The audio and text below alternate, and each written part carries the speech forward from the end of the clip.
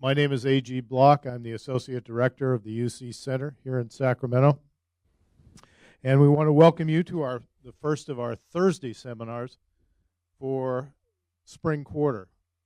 And we are delighted to welcome back Dr. Gerald Kominiski, Director of the UCLA Center for Health Policy Research at the Fielding School of Public Health at UCLA. Dr. Kominiski is an old friend and an old colleague here at UC Center, having taught in the policy program here in 2008. Dr. Kominiski earned his doctorate in public policy analysis from the Wharton School at the University of Pennsylvania in 1985 and joined the faculty at UCLA in 1989. He's been there ever since. His research focuses on assessing the impacts of health reform, and that's what's brought him back here to Sacramento today to talk about what we commonly refer to as Obamacare and its impacts and potential impacts on California. Yeah. So with that, Dr. Kominiski. Thank you very much. It's my pleasure to be here today to talk. Thank you. Thank you for that warm welcome. It's a pleasure to be here today to talk about the Affordable Care Act, what's also known as Obamacare. As I've told audiences over the last 3 years, the Obamacare term was really a pejorative description of the law. Probably for the first 2 years, political opponents to the law decided to use that label as a way of mobilizing opposition. I was pleased to see that during the last presidential campaign, the president finally came out and embraced that label himself and said, I'm proud to call it Obamacare. He should be. It's probably, unless he does something considerable in the next 3 years, it's going to be his signature accomplishment. Is certainly his most important, not his only, but his most important accomplishment to date, and probably perhaps for his entire presidency. But we'll see. The jury's still out. But I want to talk about work that we've been doing at UCLA in collaboration with colleagues at the UC Berkeley Labor Center, estimating the expected impacts of ACA in California. But before I do that, I want to also talk a little bit about what's in store in terms of the provisions of the ACA that are being rolled out this year and what that means in terms of insurance markets and insurance products. So for the first 10 minutes or so, I'm going to give you a little bit of just factual background about what's in the law and what's being implemented and rolled out now and has been for the last year and a half or so, what's in development. So let me start by talking about individual mandates, penalties, and subsidies under the law. So what's coming in 2014? We've all heard about the individual mandate. This was the basis for the constitutional challenge to the law. Almost immediately, 26 states filed suit against the law challenging the individual mandate. The individual mandate, starting next year, will impose penalties for being uninsured. Actually, next year the penalty will be $95 a person. This is the figures that I'm showing in the slide are the figures as of 2016. But by 2016, individuals will be responsible for paying a $695 penalty if they're not insured, up to a maximum of $2,085 per family, or 2.5% of income, whatever's greater. And as I think everybody in the room knows, this was the provision of the law that was found to be constitutional. The Supreme Court said, and specifically Chief Justice Roberts said, that this aspect of the law is not unconstitutional. It's well within the power of Congress, its taxation authority, because this penalty will be paid in the form of a tax. There'll be a new line item on our 1040s next year where we're going to have to supply information. We're going to have to verify that we have qualified insurance. And if we don't have qualified insurance, we're going to be expected to write in a $95 payment for being uninsured.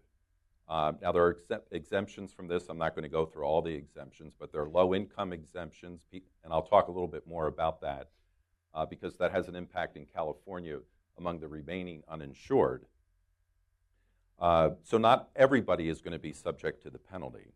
But the point is that these penalties were put into the law to encourage people to buy health insurance rather than to sit on the sideline.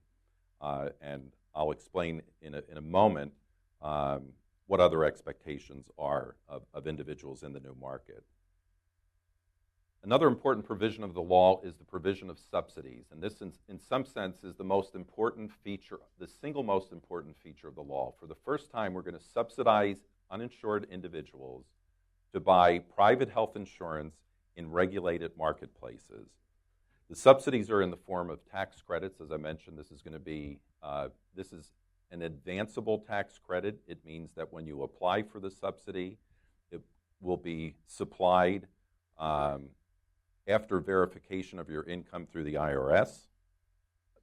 The value of the subsidy is going to be based on the cost of a silver plan in your market area, and specifically it'll be based on the cost of the second lowest cost silver plan that's offered in your market area. And I'll tell you about silver plans if you don't know about them in just a minute. That'll be on the next slide. Subsidies are available for families and individuals up to 400% of federal poverty level. And I have this year's federal poverty limits at the bottom of the slide. So 400% of FPL is approximately $56,000 for an individual this year. For a family of four, it's approximately $94,000.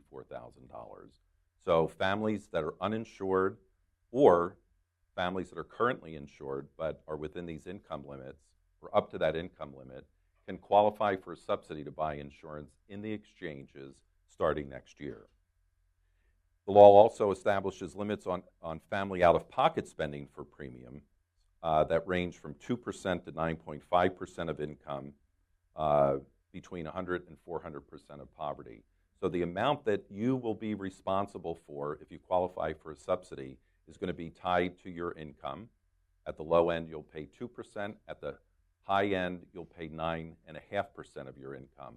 But that's your share of the premium. The government subsidy will make up the difference. And again, it'll be the difference between what you're paying and the cost of that second lowest cost silver plan.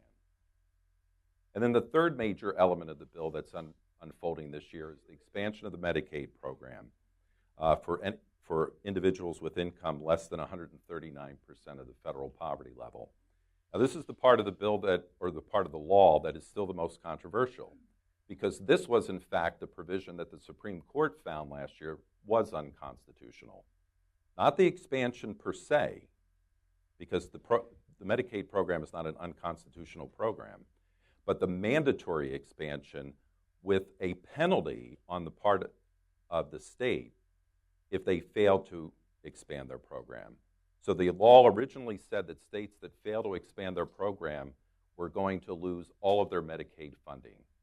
And the Supreme Court found that this was an excessively punitive feature of the law and ruled it unconstitutional. What that did is it opened the door for voluntary expansion. And as I think many people in this room are well aware of, voluntary expansion means that about 26 states, and it just so happens the same 26 that filed the original lawsuit, are saying, well, we're not going to expand our Medicaid program. Now, I don't have a map today to show you what the current progress is, but we do know that at least 8 Republican governors to date have expressed interest or are committed to expanding Medicaid in their states because of the amount of federal subsidies that are available.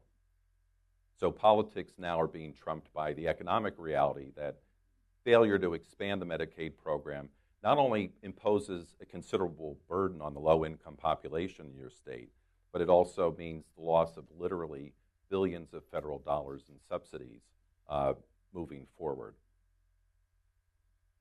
And I just also want to point out that the Medicaid expansion is fully funded by the federal government for the first 3 years for the newly eligible population, and then phases down to 90% support by 2020, and will remain at that level moving forward. What else is changing in terms of the marketplace? Well, the law requires the creation of standard health policies in the individual and small group market. And just to put that in context, nationwide, when we talk about insurance markets, we generally talk about the large group market, small group market, and the individual market. Small group market in the law is defined as employers with 100 or fewer employees. So if we use that definition in the federal law, the large group market covers roughly 65 to 70% of the insured population, the privately insured population in the United States. The small group and individual markets then account for roughly somewhere around a third to about 30% of the remaining privately insured market. So the law is targeted at that small group and individual market. It largely leaves the large group market untouched, not completely, but the fact is that the majority of Americans get their private insurance through their place of employment. They are in the large group market, and although some of the provisions of the law affect the large group market, these major changes are taking place in these other two marketplaces. So what does the law say? It requires, first of all, the establishment of qualified health plans, QHPs, all having the same essential health benefits. Now, what does that mean? Well, states have the authority to establish a benchmark for essential health benefits as the law has been interpreted. And in California, the benchmark that's been selected is the Kaiser Small Group 30 plan. So you can go online and look this plan up. And that's the basis for California's essential health benefit package. So the law provides sort of a general framework or outline for what essential health benefits are, but leaves open the option for states to define exactly what those essential health benefits are going to be. However, they have to comply with federal regulation that says that essential health benefits must include services in 10 categories. I haven't listed all 10 on this slide, but they include the typical things that you'd expect: inpatient care, outpatient care. But they also, essential benefits have to include prescription drugs, for example. And not all health insurance policies today include prescription drugs as a standard benefit. Moving forward, the essential benefits have to include prescription drugs. They have to include coverage for mental health and substance abuse services, also common but not by any means necessarily universally offered today in the private insurance market. And then also coverage for what are typically not provided, pediatric, oral, and vision care. So the essential health benefit packages are relatively generous, and the requirement for essential health benefits are relatively generous. The law establishes 4 tiers of these qualified health plans or essential health benefits, and the 4 tiers are known as the medal tiers. And the medals are, I originally thought that the medals applied or were based on the Olympic medaling system, medal with a D. Apparently, that was not correct. It's medal with a T, because these are also all metals that you can mine. But bronze, silver, gold, and platinum plans. So what are the differences between these plans? They all have the same, they have to have the same essential health benefits. So the bronze plan, which is intended to be the most affordable here, is not different from the platinum plan in terms of the benefits offered. It's the same covered set of services, health services, that have to be covered. The way that they differ is in their actuarial value. So what does that mean? Actuarial value is not, unless you work in actuarial science, that term probably doesn't mean anything to you, but the actuarial value of a plan is the proportion of the total claims experience that's covered by the premium versus how much is covered by out-of-pocket spending. So with that definition of actuarial value, how does the bronze plan differ from the, say, silver or platinum plan? The bronze plan has an actuarial value of 60%. And I'll show you what the bronze plan in California looks like in a minute. A 60% actuarial value means that the premium is going to be relatively low, but when you go to use services, your co-payments and out-of-pocket spending is going to be relatively high. So the best way to think about this is similar to, and you'll see this graphically in just a second, this is a high deductible plan. And I'm sure a lot of people in the room currently have high deductible plans. These have become very common in the marketplace. So You save on the premium, but when you start using health care, you have a lot of out-of-pocket liability. And on average, the out-of-pocket portion is going to be 40%, and the premium is going to cover 60%. So you pay less up front, but more when you start using service. Well, the Platinum plan is just the opposite. You pay more up front, but when you start using care, you have very little copayment. And as a result, you're basically prepaying for your health care services. The other plan that's going to be available through the exchange is what's known as a catastrophic plan. And this is offered specifically to young adults under age 30 and will be even narrower in terms of have a lower actuarial value than the Bronze plan. This is truly a catastrophic policy in the sense that it will have a cap. You pay the first $6,000 or $7,000 out of pocket, and then your insurance kicks in. But the catastrophic policy is intended to bring the so-called young invincibles into the marketplace, young adults who say, well, I have no need for health care. I don't need health insurance because I've never been sick a day in my life. And I know I was a young invincible at one point in time about 30 years ago, and then I had an appendectomy. And then suddenly I had a bill for $15,000. Now, I didn't have to pay that bill because I had student health insurance. But, you know, we're all one accident or one event away from having a catastrophic health expenditure, no matter how healthy we are.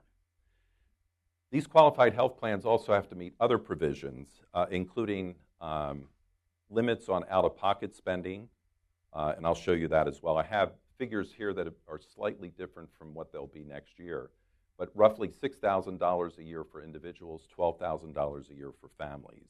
And this is an important financial protection for families because what it means is that all new policies, no matter whether it's a Bronze plan or a Platinum plan, will have to have these limits or these maximums in terms of out-of-pocket spending. So you could buy a Bronze plan, which is low premium, high out-of-pocket, and at most, as an individual, you'd have to pay about $6,000 out of pocket. After that, the plan would have to pay for all of your expenses. And these limits are going to be lower for individuals with income between 133 and 250% of poverty. Plans also have to comply with guaranteed issue and renewal requirements. It means that an insurer has to issue you a policy, cannot deny you coverage for any reason if you have the money to pay for the premium. They also cannot deny renewal of your coverage. Let's say if you become sick and start spending a lot of money under your policy, your insurer can't say at the end of the year, we're declining to renew your policy for because of whatever, fill in the blank, whatever made up excuse, where the real reason is that you're costing us too much money and we'd like you to move on to somebody else. That will no longer be allowed. Finally, the plans all have to comply with, have to eliminate lifetime and annual dollar limits on benefits. Now, this is pretty common now, and the fact is that most of us never encounter these limits, but if you have a catastrophic event and spend more than, let's say, $100,000 in a year, you could actually, under some policies today, run out of coverage. That will no longer be allowed starting next year. So I promised you that I'd show you what these plans look like. This is from the Covered California website and is an example of what the Platinum, Gold, Silver, and Bronze plans that have been approved for sale in the California marketplace next year. Now, what Covered California did is it went one step, and the California legislature went one step beyond the Affordable Care Act requirements and said, not only are we going to offer these standard tiers, which is required by the law, but we're also going to standardize the co-payment and co-insurance rates for services within each of these plans. What that means is that in California, a Bronze plan sold by, let's say, Kaiser is going to be exactly the same in terms of the co-payment structure as a Bronze plan sold by Anthem, as a Bronze plan sold by Aetna, as a Bronze plan sold by HealthNet. They're all going to be the same, not just the same benefits, but the same out-of-pocket co-payments for all of the services listed in this slide. And I just want to call attention to the fact I mentioned, the bronze plan is intended to be the most affordable. The bronze plan has a $5,000 deductible, but a $6,400 cap on out-of-pocket spending. So this bronze plan is kind of an interesting policy. You spend $5,000 out of pocket, and the only real coverage you have are for preventive services. Preventive services have to be covered without being subject to a deductible or copayment. But everything else you'll have to pay out of pocket up until $5,000. At that point, your insurance kicks in, and you'll have co-payments that are determined by this schedule here. But then when you get to $6,400 as an individual, now the plan will pay 100% of the cost after that.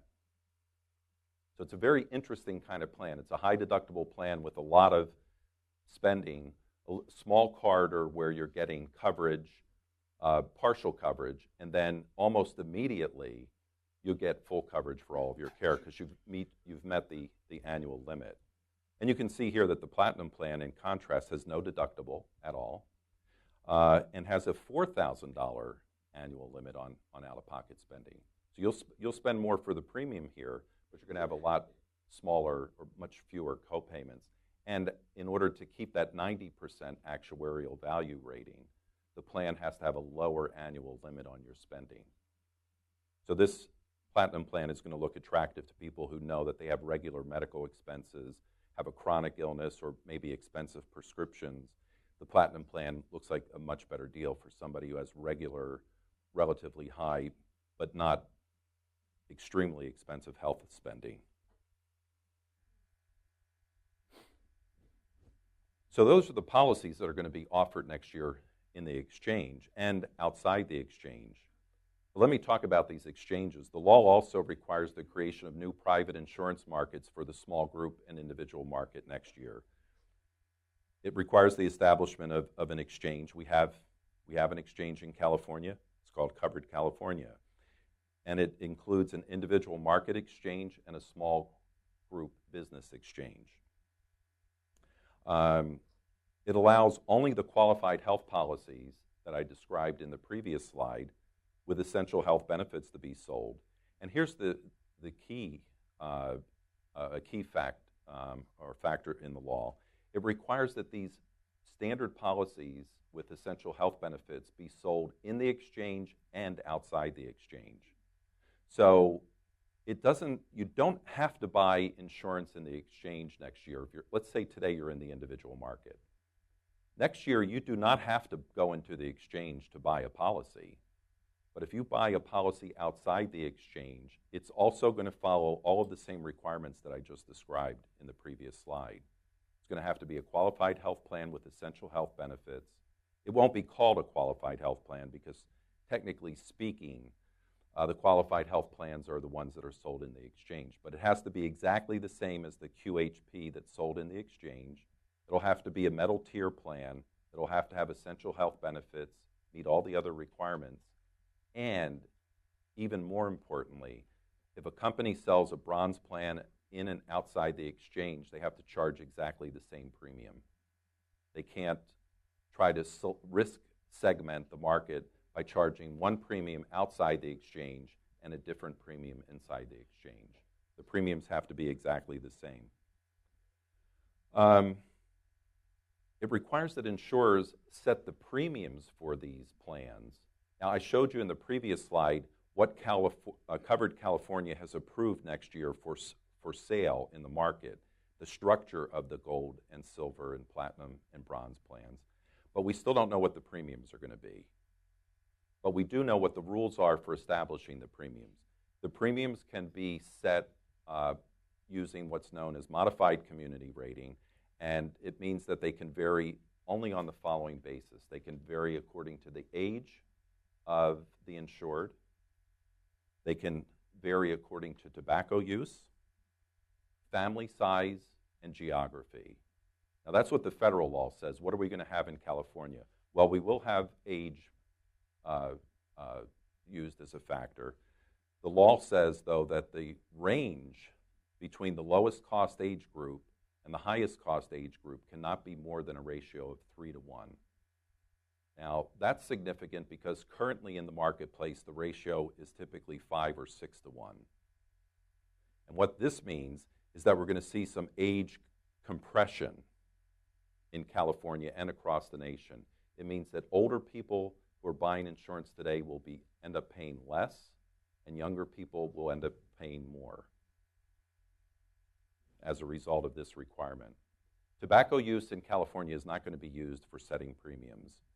And there's a real debate, especially as a public health professional, I can tell you that in public health we view this as really kind of reprehensible, that we should not be charging cigarette smokers more for health insurance premiums. But I can also tell you that I've given literally 100 talks on this topic to a wide variety of audience, and there's a lot of popular support for charging people more for cigarette smoking. And that's part of the reason why it was in the law, because there is mixed opinion out there. But as a public health professional, I'm happy to say that California is not using this. There are more effective ways of getting people to stop smoking, and we actually in California have pioneered a lot of those methods. That's why we have the second lowest rates of cigarette smoking of any state in the country except for Utah. Family size, generally there are 4 categories, so it'll be individual, 2 adults, 1 adult with children, 2 adults with children. And geography is still being debated, so there are alternative proposals out there. There's one proposal for 6 regions in the state of California. There's an alternative for 19 regions. However we divide up the state, the purpose of this is to say that there is regional variation within a state, especially a state as large as California. And there are differences in the underlying cost, and there are differences in the underlying use rates. And the Bay Area, by the way, happens to be the most expensive in the state. So by regionalizing premiums, it means that you don't have one region that's low cost subsidizing another higher cost area of the state.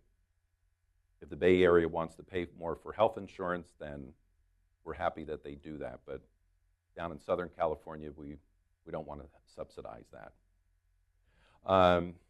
And then finally, I think the last point here I've already made about retaining the existing markets and the same premiums.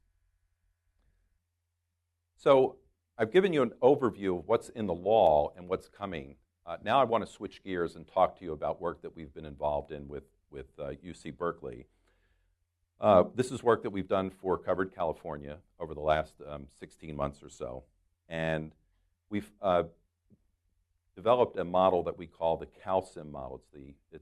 Basically it's a model for estimating who is eligible for benefits, both the Medicaid expansion and insurance subsidies, and more importantly, in some sense, not only who's eligible, but who's most likely to take up those benefits starting next year. And we've been doing a lot of work for the exchange to provide these estimates. So let me spend a little bit of time quickly summarizing the work that we've presented over the last, particularly over the last 6 months. So if you look at the column all the way on the left, it's sort of the current state of California. So our best estimate is that on any given day, there are about 5.8 million Californians who are without insurance.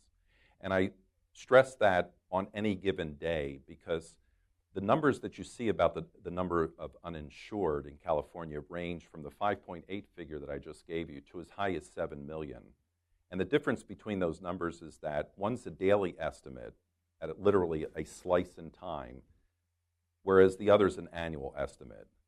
And the point is that over the course of a year, people become uninsured and then in some cases they become insured again.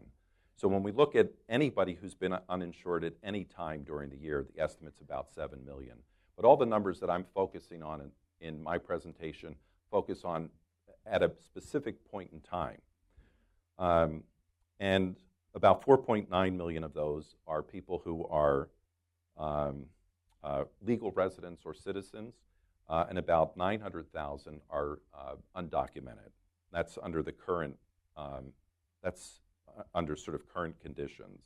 So what's likely to happen under ACA? Well, we've been modeling 2 scenarios for the exchange. One we call the base scenario and the other the enhanced.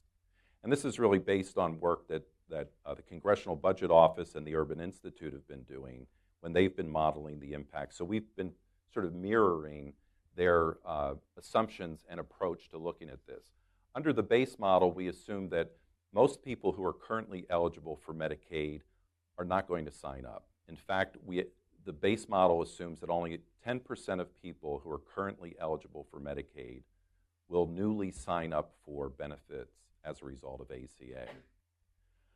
Under the enhanced scenario, we assume a much more active, proactive exchange that is doing significant outreach, culturally competent outreach, and as a result is more successful in enrolling people. And under that model, we assume also, in addition, that 40% of people who are currently eligible will enroll. Still a relatively low percentage, but much higher than under the base model. And so you can see that under these two scenarios, we estimate that even with the significant expansion of benefits and eligibility, that somewhere between 3 and 4 million Californians are still likely to be uninsured by 2019, which is when all of the aspects of the ACA are finally fully implemented. So just focusing on the enhanced scenario, of those 3 million who are still uninsured, 3.1 million, about a third are not eligible because of their immigration status. Another 29% are eligible for the exchange, but not eligible for subsidies because their income is above 400% of the poverty level.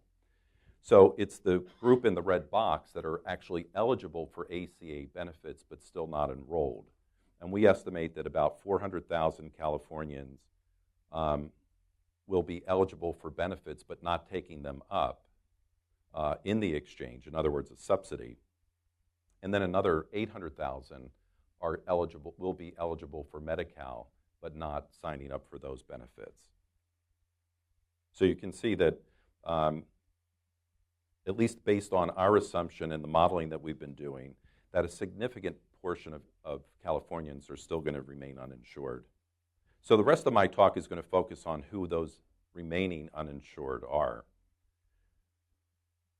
This slide shows that a majority of the remaining uninsured are exempt from tax penalties. So the purpose of the tax penalty is basically to provide a financial incentive for you to buy insurance, because if you don't, you're going to be paying a penalty anyway. So it's pure economic incentive.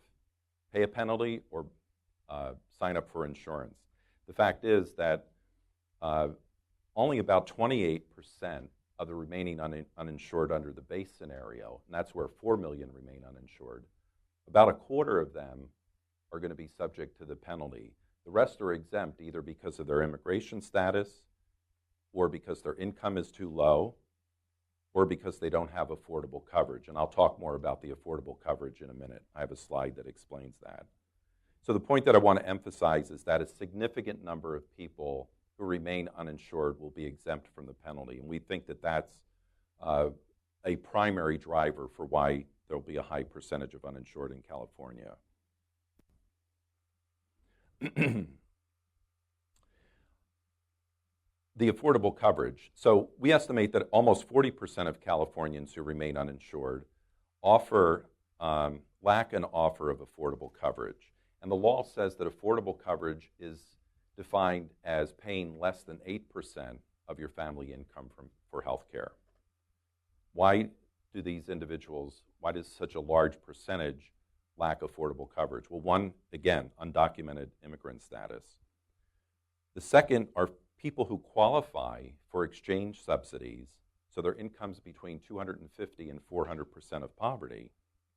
But according to the law, in that income range, you're supposed to pay either 8% going up to 9.5% of your income.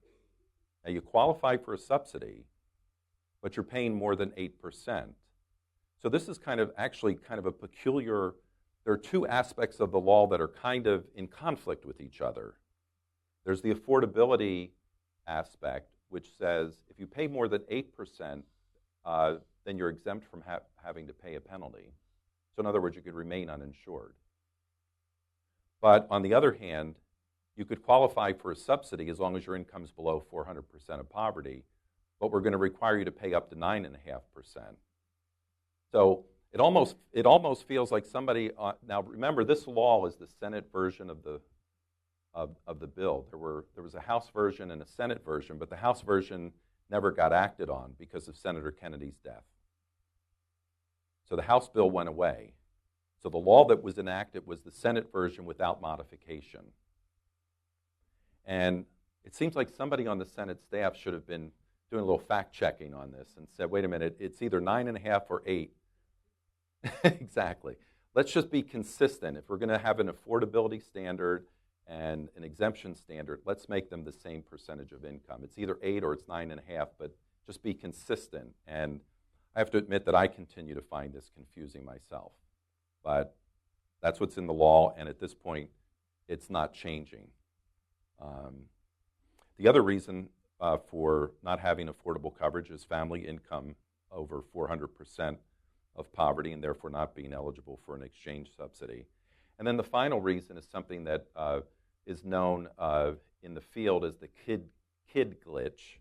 And this is, again, something that, in a sense, should have been fixed before the bill got to being signed, but there was no opportunity to reconcile this bill. It had to be voted on the way it was written. This problem is that if you're offered insurance through your place of employment and you don't have to spend more than 8% for individual coverage, even though you want family coverage and it would cost you more than 8% of your income for family coverage, as long as you don't have to spend more than 8% for individual coverage, you're considered to be having an offer of affordable insurance through your employer, even if you want the family plan and it would cost you more.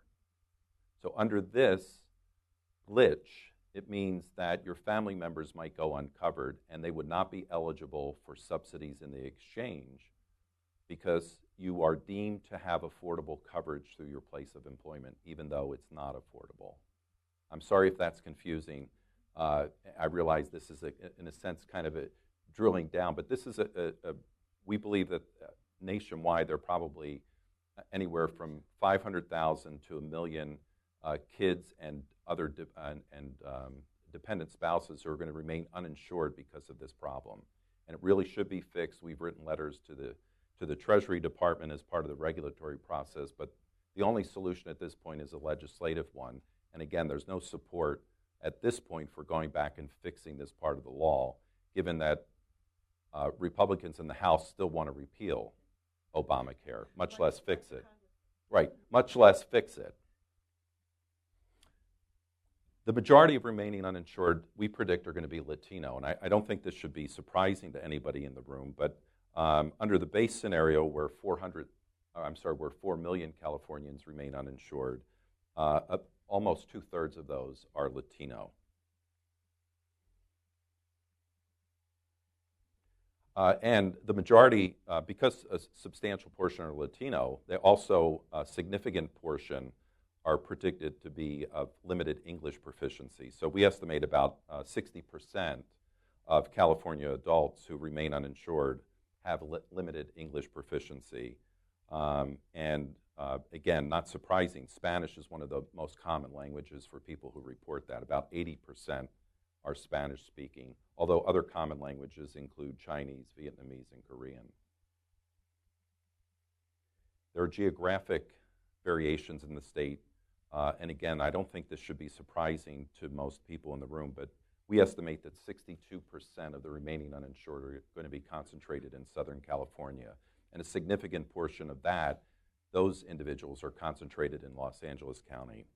But you can see that in most counties in the state, except for sort of the Northern Bay area and the counties extending directly eastward from the Bay Area, that the uninsurance rate within each county is still going to be around 10 to 12%, but it's significantly higher, 13 to 14% in Southern California counties. We also look among the remaining uninsured, at those who are below 200% of poverty. And we did this to say who are the most likely users of safety net services. And when we look at just that population, 200% and below, the number is almost 2.3 million. About 300,000 are eligible for exchange subsidies, 1.1 million eligible for Medi-Cal, and another 800,000 not eligible due to immigration status. So based on these findings, we believe that that the safety net is going to continue to be an important source of care for the remaining uninsured. So based on the work that we've done for the Exchange Board, we think that to minimize the number of Californians remaining uninsured, there has to be significant, strong outreach, particularly to Latinos. That language-appropriate outreach and enrollment are critical because of the high percentage of people we project as having limited English proficiency. And that focused outreach efforts, if you're going to target an area, and the point is that Covered California has to target the whole state. It can't afford to just focus on one area, but particularly strong outreach needs to be done in Southern California, and particularly in Los Angeles County. And so we estimate that the difference between the base and the enhanced scenario means almost 1 million Californians, about 800,000, would enroll in Medi-Cal or the exchange if those outreach efforts are successful.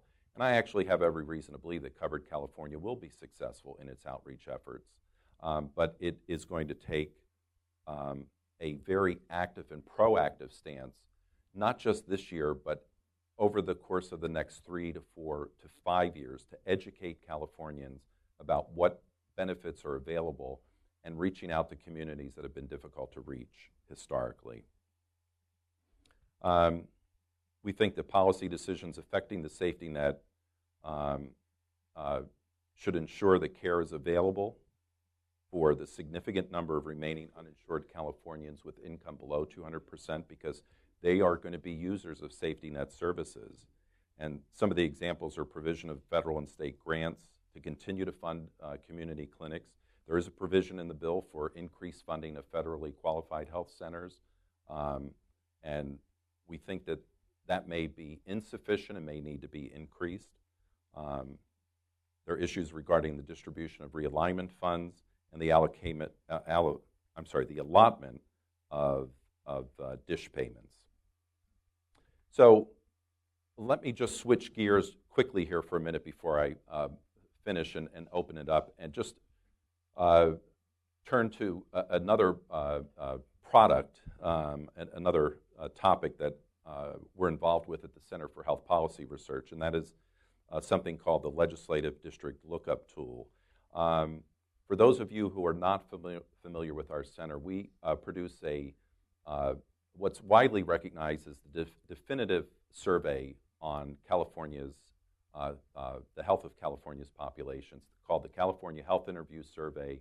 We've done 5 rounds of this survey over the last 10 years. We're currently in the field conducting the 6th round of the survey, and our CHIS survey is widely used throughout the state to assess the health status and the health insurance status of Californians, not just statewide, but at the county and in some cases sub-county level.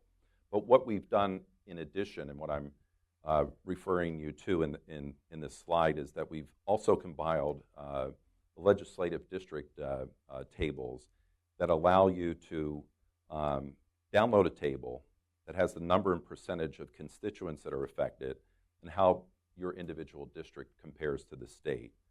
The estimates in this legislative lookup tool, and there are about 15 variables that we have in there right now. It allows you to take estimates from the 2009 California Health Interview Survey and look at state assembly districts, state senate, and U.S. congressional districts. And the districts are defined as the ones that went into effect in January and that will be in effect for the next 10 years. So it's 2009 CHIS data applied to the new legislative districts that were effective earlier this year.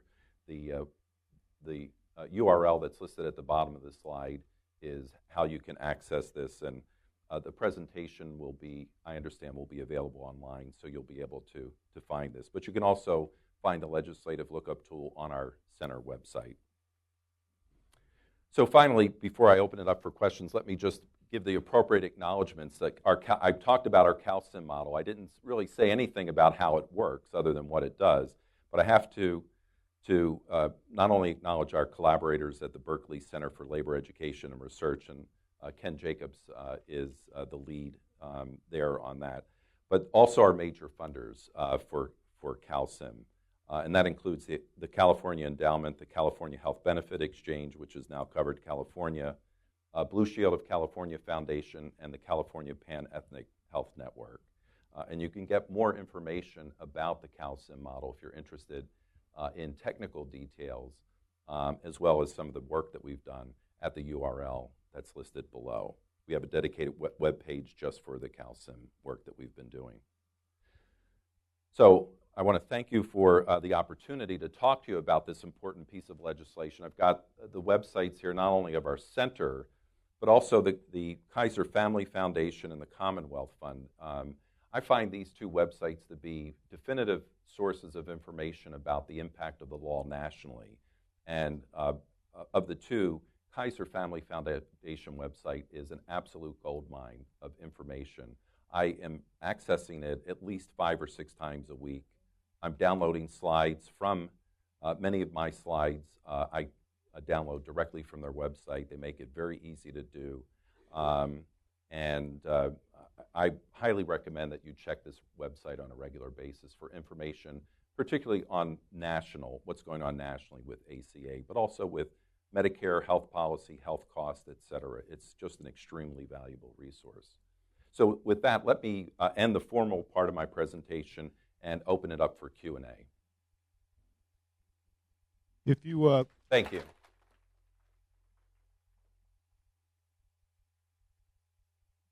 I actually have 3 separate questions, so you choose which one you want to do. Okay. So my first question I don't understand is for those who will get subsidy tax credits for their premium, how is that actually going to work out? Do I, as a poor person, have to pay up front? No. So that's a great question. So the answer to that is no. It's called an advanceable tax credit. So what that means is that Covered California is going to have an enrollment and eligibility program called, everything has an acronym today, right? Their program is called CalHERS. CalHERS, which is going to be rolled out a little bit later this summer and then actually be in effect on October 1st. When you enroll, there'll be income verification that goes to the IRS. There are exemptions or exceptions because it's possible that your income has significantly changed since your last income tax return. Let's say you're unemployed now when you weren't when you filed your last return.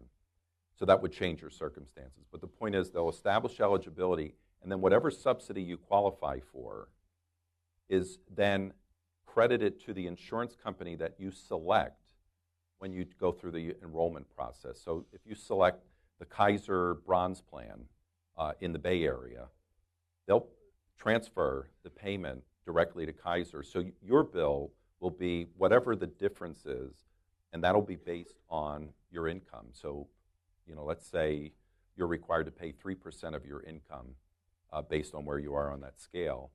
You'd pay the 3% of your income, and then the subsidy will be transferred for the rest. I'm just going to ask one more question, then I'll let you move on. And that is, we keep talking about the newly insured, newly insured in Medi-Cal. What's going to happen to people who are currently on Medi-Cal? Are they going to get these tiered plans to choose from? No, the tiered plans only apply to people in the individual market and the small group market. Anybody in Medicare or Medicaid are not affected by this. If you're in Medicaid, you're in Medicaid. Now, having said that, that's from the beneficiary side. So you're not you're not picking a tier. If you go to Covered California and they determine that your income's below 139%, you'll be enrolled in Medi-Cal and given instructions about how to seek services and et cetera. For the state, it matters a great deal because the state will have to determine if you are a newly eligible person for Medi-Cal Or if, even though you're not on Medi-Cal now, but let's say you're signing up in October, if they determine that you would have been eligible under current law, not new law, but current law, so you have dependent children, let's say, but you didn't sign up for Medi-Cal even though you were eligible, well, the state's only going to be entitled to a 50% match from the federal government for you. But if you're newly eligible, the state gets 100% of the cost paid for by the. So it matters a great deal to the governor. And he's fighting with the counties right now over how to deal with that issue. So I have another question along that line. With the Medi-Cal population, you say they'll remain uninsured. And I can't remember the number you thought would be uninsured that would be actually eligible for Medi-Cal.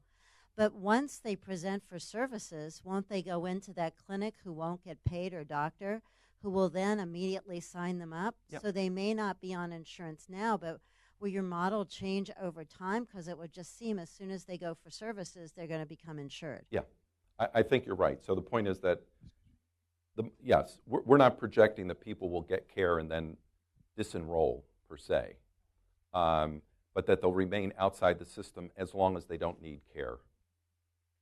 And that some people may remain outside the system and seek care informally, but you're right, there's every incentive for, especially for hospitals, because we're talking about high cost, but even for a community clinic, right?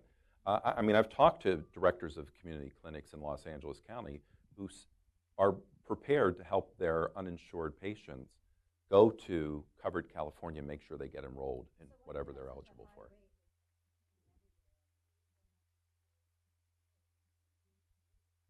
Well, first of all, you have to take. They're not all eligible for Medi-Cal. Yeah, so it's closer to 1 million for Medi-Cal. Yeah, over time that should diminish, right? But it may take a number of years, and frankly, we have not modeled that how that's going to occur. We have a question on this side. Thank you. Thank you for the talk. Thank you. Do you see this as getting us closer to a single-payer system where we can get rid of all this minutia of how we get enrolled and everything? Thank you. Well, I don't see this as close to a single payer. In fact, I still say no, but for the following reasons. And it's not because I'm personally opposed to single payer. I actually think that a single payer system is a more reasonable, and a number of studies have been done, including a study that was done here in California about a decade ago that shows that we can insure everybody in the state and save something like 15% of our healthcare expending by having a single payer system. That aside, I don't feel that the Affordable Care Act moves us closer to a single payer, because what it does is it kind of shores up the existing system. It keeps Medicare, it expands Medicaid, and by the way, nationally there are still people who are strong supporters of the law who feel that Medicaid expansion might, in some states, cause the system to break because it's not prepared to expand that much, that quickly, because the programs are not running at optimal efficiency or adequately funded. And certainly in California, if you talk to, you can talk to providers who say that Medi-Cal is the worst payer, and expanding Medi-Cal may be good for providing insurance coverage, but it's not good for providers per se. It's better than not having insurance, but it's barely better in some cases because it pays so little. And that's a chronic issue here in California in terms of payments to providers. But I don't feel that it gets us closer to single payer because it's shoring up the existing system. It's largely federal subsidies to buy private insurance. And that's, in my opinion, further away from a Medicare for all model than we'd like to be. What happens to the billions of dollars saved by those 26 states that don't accept the Medicaid expansion? Yes. Does it go to the Treasury, or does it get reallocated within the ACA pot? That's a great question. I think the answer is, I actually hadn't thought about that, but I think it's a savings to the federal government. It definitely doesn't go to other states. There's no question about that, because you can't recapture that money. There's no mechanism for recapturing the money. It just means that the CBO's estimates of how much the federal government's going to have to spend over the next decade. In fact, I haven't seen an update from CBO yet. I think the reason is because they still don't have a definitive sort of estimate of which states are actually going to expand their Medicaid programs.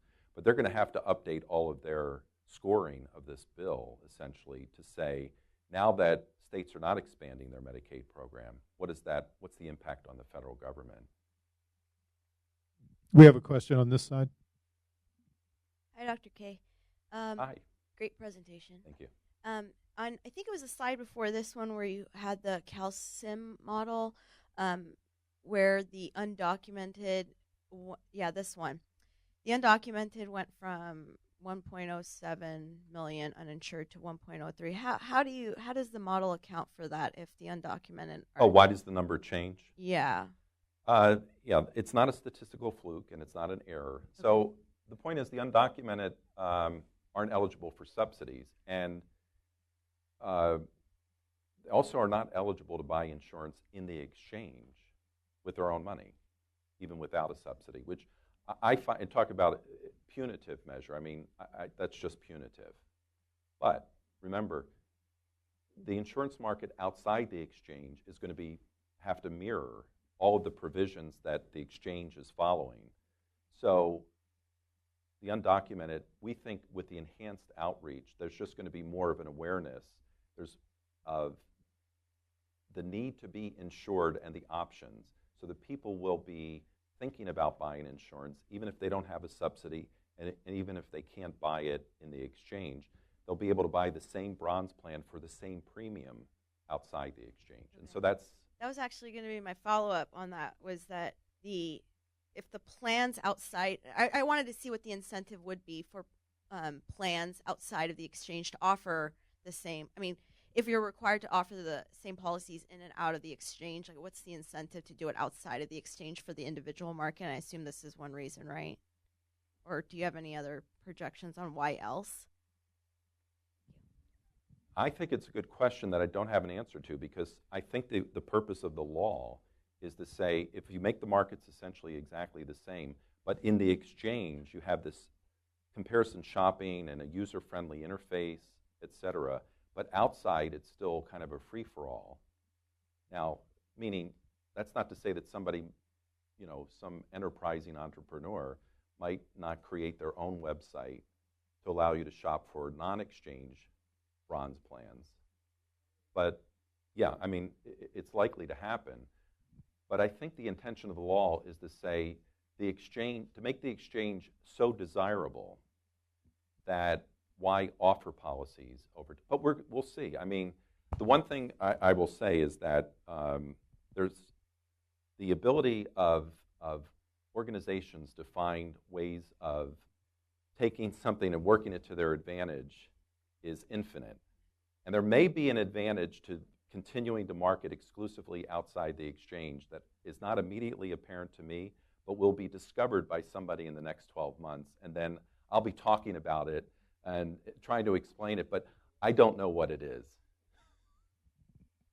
Hi, I have a related question, which is, other than providing a streamlined, efficient, one-shop space to buy health insurance, what are the policy reasons between having these two markets, an exchange and outside the exchange?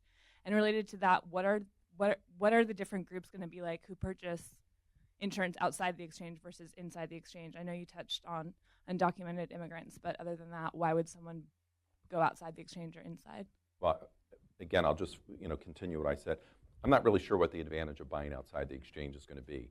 So I think if there is an advantage, it's not immediately obvious to most analysts, to most economists.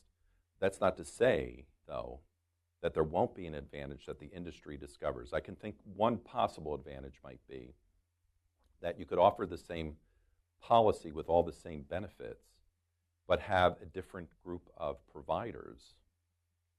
So, for example, at UCLA, we're offered a Health Net plan and then a scaled-down version of Health Net that has a more exclusive provider, narrower provider network. It's the same company, and it's the same health benefits, but one has a more restricted group of providers, and as a result, has a lower premium. Now, the companies are not going to be able to offer a lower premium for the plan outside the exchange, so that price advantage goes away. And that's the reason that I'm having a hard time predicting why someone would want to buy the policy outside the exchange when you can go to the exchange, get the same policy, even if you're not qualifying for a subsidy, you can buy it there, and you can comparison shop more readily. I'm just saying there's an element of this that I think a year from now will be clearer, but it'll be somebody in the insurance industry who figures out that there's a marketing advantage to continuing to offer certain policies outside the exchange that it's a little difficult for me to predict right now. This is one of the most coherent presentations I've seen in the last 6 months, so congratulations. Oh, thank you. Without going perhaps too much into the weeds, regarding the calcium model, I've asked this question to Jacobs, to Yes. Dylan.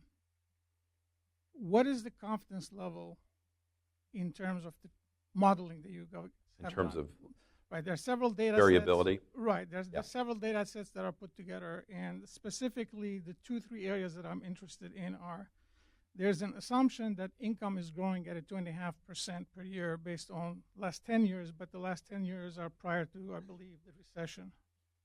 There is a little bit of a behavioral economics involved, but the impact of the recession regarding potentially discretionary funds have not been actually, from my understanding of the modeling, has not been incorporated. The price and income elasticities are still from the early 2000s. Mhm. And lastly,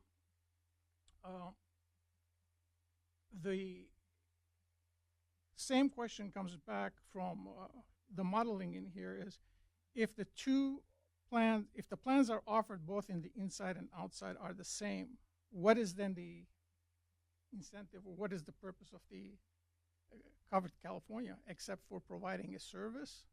Is that what it boils down to? Well, I think the purpose of covered, let me answer that question first. That's the easiest one to answer.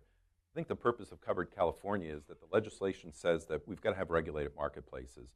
So it was quite clear that Congress and the president were not going to propose a law that said we're going to create a new subsidy program to allow people to buy private insurance. And by the way, the private insurance industry gets to operate the way that it currently operates, which is to exclude people from the market here in California, medical underwriting, et cetera, et cetera, et cetera. So the quid pro quo was billions of dollars of new federal subsidies for private insurance, and in exchange, the insurance industry accepts federal regulation for the first time and standardization of the way that they operate, and the elimination of some of their more egregious tactics in keeping people out of the market. So that was the political and economic quid pro quo.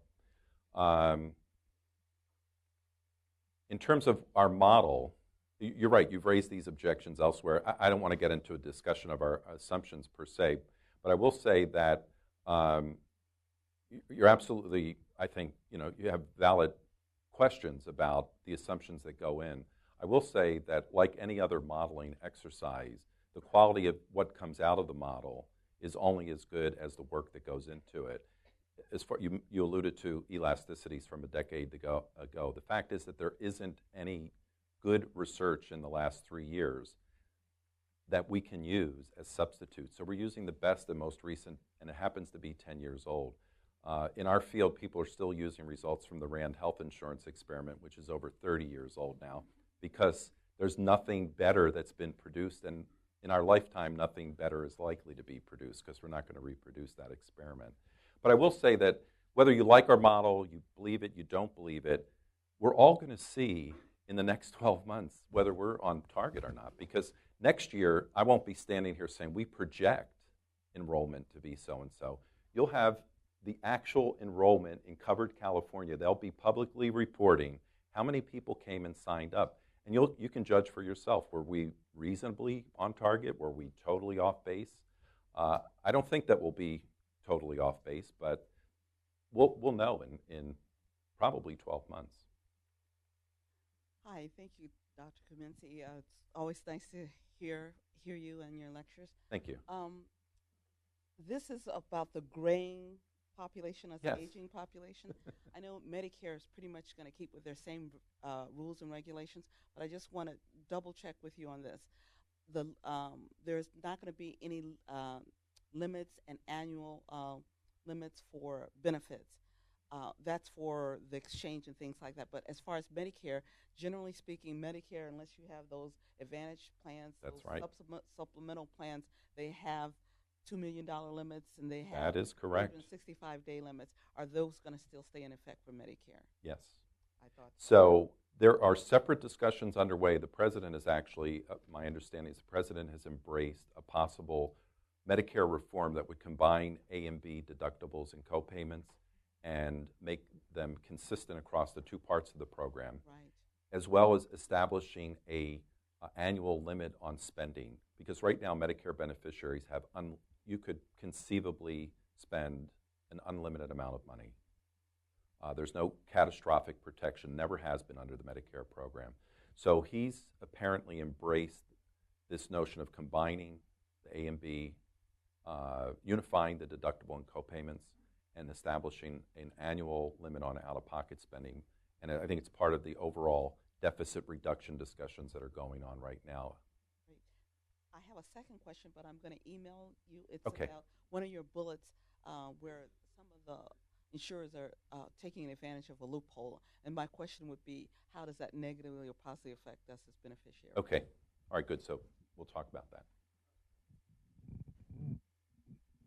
Thank you. Thank you very much. I have a question from the insurance company perspective, which is if they all have to meet the same standards as far as benefits, and is the only difference among the various insurance companies going to be a race to the lowest premium in the exchanges? Well, What other in an things will they ideal compete? world, that would be the case. There'd be pure price competition on exactly the same products. And so, I mean, if it's not clear from my presentation, I'll just state it even more sort of succinctly. This legislation is intended to create standard insurance products so that people can shop and make meaningful comparisons, apples-to-apples comparisons. And the reason that California went one step further in terms of standardizing the copayment and coinsurance structures is California said the law, is a good step in the right direction, but unless you can standardize it so that people can easily understand it in a comparison table like this, I hope that everybody in the room can understand.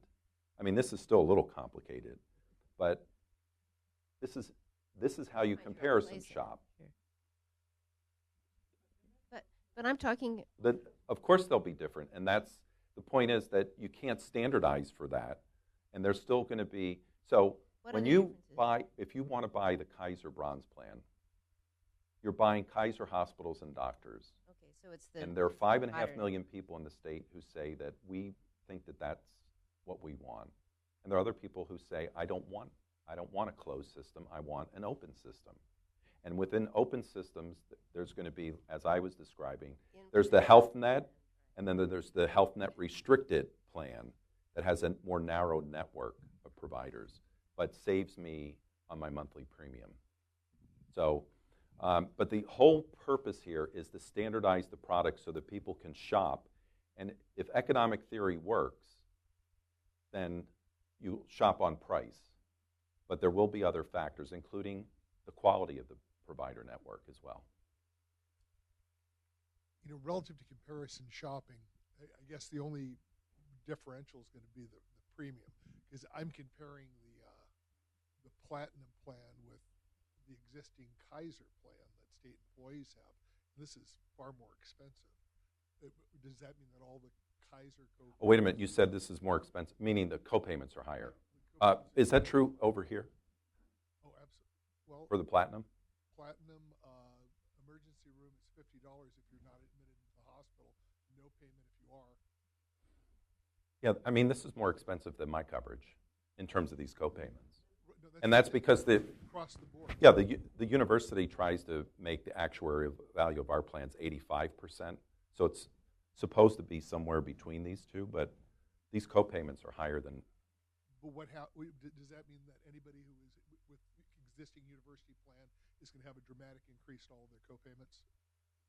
Well, first of all, the university's exempt from this requirement because it's a large employer. Not required, but that raises another question, which is, are large employers, seeing that they're offering benefits that are more generous, going to start cutting their benefits? Is it going to lead to a race to the bottom? Now, that's one of the most common questions that I get in any presentation that I've given on this. And I'll say that we don't know for a fact, but I will tell you that the evidence against the race to the bottom is that we have a private insurance system in this country that's evolved since 1929, which is when the first private insurance plan was offered, Blue Cross. We've had private insurance for over 80 years in this country, and there's no requirement at all in the United States, with the exception of Hawaii, that employers provide health insurance benefits.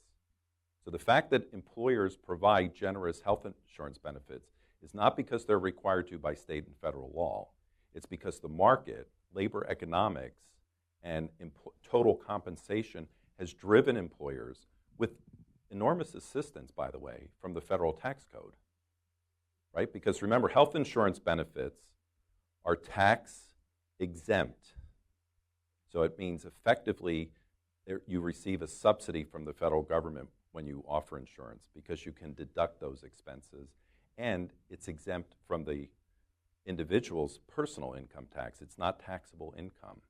So the higher your income, the more the benefit. So firms have known this for a long time and have exploited that aspect to offer generous health benefits. The ACA doesn't change the fundamental economics of the labor market, in my opinion. It does not say that companies can now begin to cut benefits without offering equal or some other compensation. And by the way, for every dollar you cut in health care, you have to pay about $1.25 to $1.30 in additional salary, because that salary is taxable. So I don't think that companies are going to race to the bottom. But I've heard others who say that in 5 years, no companies will be offering insurance, or they'll all be offering what's equivalent to the bronze plan. And I'm willing to say publicly that I don't think that's going to happen. And I hope that in 5 years this doesn't show up on YouTube and they see he was totally wrong. I'm assuming the plans in the exchange are not limited to HMOs. No, there'll be a HMO and PPO type. Yeah, what the Exchange Board did, this is a summary of, if you actually go to their website, you can see the more detailed version. This is a little bit summarized. There's a more detailed version. They have a standard set of co-payments, which is typically what HMOs use, and then they have another version that has standard co-insurance rates, and that's typically what PPOs use. So both are, this is sort of a blend of that. We have time, I think, for one or two more questions. I understand the essential health benefits are a minimum set of benefits, but is it possible, if not probable, that plans would offer more in the exchange? Are they even allowed to? If they do, the federal subsidy can't be used. I'm trying to remember the exact language. If plans are offering more than the essential benefits, they have to be paid for, I believe, by the state. I'm not entirely sure. I'm trying to remember exactly what the requirement is. But the point is that it's, well, outside, if you offer it outside, then the question is it still a bronze plan? Or is it a bronze plan plus? If it's a bronze plan and you offer more benefits and have to charge the same premium,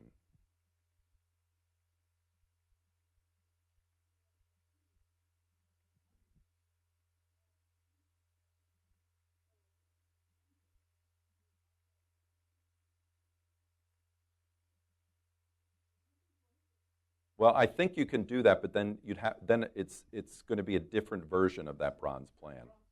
Yeah, it's going to be a different version. there is a strong disincentive. I'm sorry that I'm not remembering exactly what the law says. There is a strong disincentive to do it in terms of who has to pay for it. Yeah. We have a final question back here. Yeah, can you talk about how Covered California intends to mitigate the problem of adverse selection? The plans have to take all people with pre-existing conditions, but that doesn't mean they can't sort of subtly discourage them from enrolling by limiting their networks of specialists or putting a dialysis center in a part of town that's hard to get to, or offering health club memberships to attract healthier people. So what strategies have the architects put in place to mitigate this problem? Okay, or this so I think of a plan tried to do that the Covered California has the authority to deem them not a qualified health plan, because there are other explicit provisions in the law, not in the regulations interpreting the law, but actually in the law, about providing adequate networks of providers, et cetera, et cetera. So it would be within the authority of Covered California to say that plan, we've reviewed the plan, and even though it meets these requirements, it doesn't meet the sort of minimal requirements in terms of the provider network, and therefore we're not going to allow the plan to be offered on the exchange. Well, I want to thank Dr. Kominiski for coming. Thank you very much. Thank you all for coming.